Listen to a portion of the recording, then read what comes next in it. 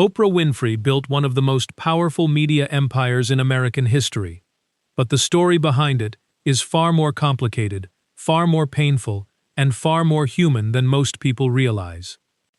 She was born on January 29, 1954, in rural Mississippi, raised initially by her grandmother in poverty so deep that homemade dresses were considered a luxury. But inside that tight, constrained world, something remarkable happened. Her grandmother taught her to read early, and she discovered that language could do something no amount of money could. It could command a room. Standing in church, reciting scripture from memory while adults went quiet, a little girl with very few choices learned that her voice was something no one could easily take from her. After Mississippi came Milwaukee, where she lived with her mother. Those years were hard. According to Oprah's own accounts, she experienced abuse during her childhood and adolescence. At 14, she gave birth prematurely to a son who did not survive. She carried that grief privately for years, until a family member sold the story to a tabloid without her consent. Oprah later described the betrayal as deeply wounding, but also, unexpectedly, freeing. Once the secret was public, and she was still standing, it lost much of its power over her. Nashville brought discipline. Under her father Vernon's strict roof, she was pushed toward academic achievement, and eventually found her way into broadcasting. A teenage girl who had once recited scripture in church was now sending her voice across radio waves.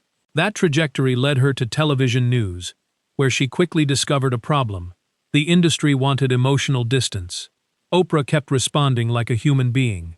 When she covered painful stories, her face showed it. Executives saw a flaw. Audiences, it turned out, saw something they had been missing.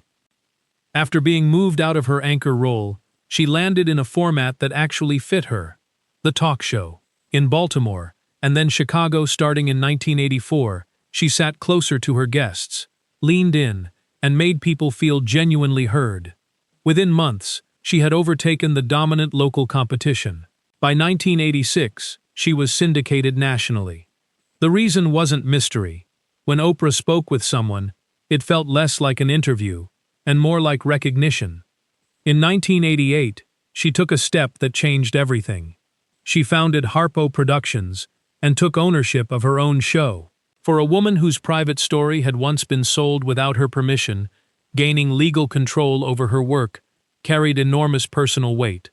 Ownership meant she now decided what carried her name. That power came with real consequences. When she championed James Frey's memoir, A Million Little Pieces, in 2005, only for it to be exposed as heavily fabricated, she initially defended it, then returned Frey to her stage in January 2006, and publicly corrected the record, acknowledging she had misled her audience. The moment was uncomfortable, but it mattered. She stood inside the mistake, rather than walking away from it. Her body became a decades-long public obsession, celebrated when she lost weight, criticized when she gained it, the whole cycle framed as a moral story rather than a medical one. In her later years, she pushed back firmly, describing obesity as a chronic disease, not a character flaw, and calling her famous 1988 Wagon of Fat stunt one of her biggest regrets. Now in her 70s, Oprah works on her own terms. Books, podcasts, selected conversations, and the quiet pleasure of a rainy afternoon with a good book. The Daily Show is gone.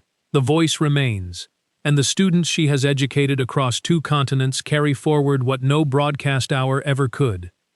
If this story stayed with you, hit like and subscribe. There's much more where this came from.